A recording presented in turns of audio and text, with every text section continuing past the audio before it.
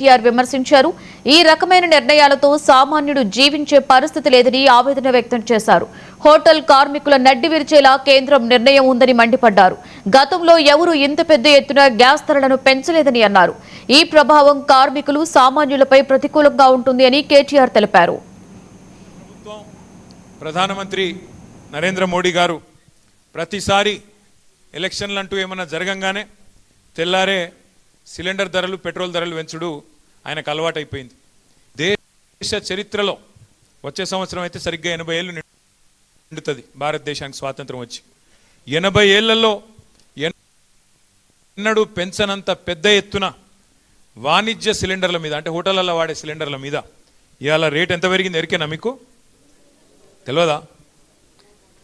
ఎగ్దమ్ ఒకటేసారి 993 అంటే 1000 రూపాయలు 1000 రూపాయలు ఒక సిలిండర్ మీద పెంచి సామాన్యుడి నడ్డి విరిచి ఆ హోటళ్లలో పనిచేసే కార్మికులందరికీ ప్రధానమంత్రి గారు మేడే కానుక ఇచ్చిండు మీ అందరికీ.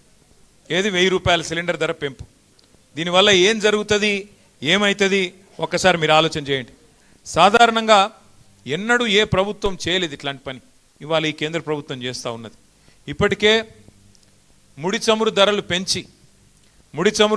పెంచి దాని మీద సెస్సులని తుస్సులని ఇంకోటని వేసి 65 రూపాయలకు దొరికేదాన్ని ఇప్పుడు దగ్గర 110-125 రూపాయలకు పెంచినారు పెట్రోల్ డీజిల్. దాంతో రేట్లు అన్నీ పెరిగినాయి.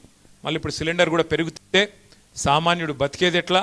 మరి దేవుణ్ణి నమ్ముకొని దేవుడి మీద భారం వేసి బతకాలన్నా ఏం చేయాలా కేంద్ర ప్రభుత్వం ఆలోచించాలా. మరి ఏ రకంగా పోరాటాలు చేయాలా మనం కూడా ఆలోచన చేయాల్సిన అవసరం ఉంది మే డే రోజు. కేంద్ర ప్రభుత్వం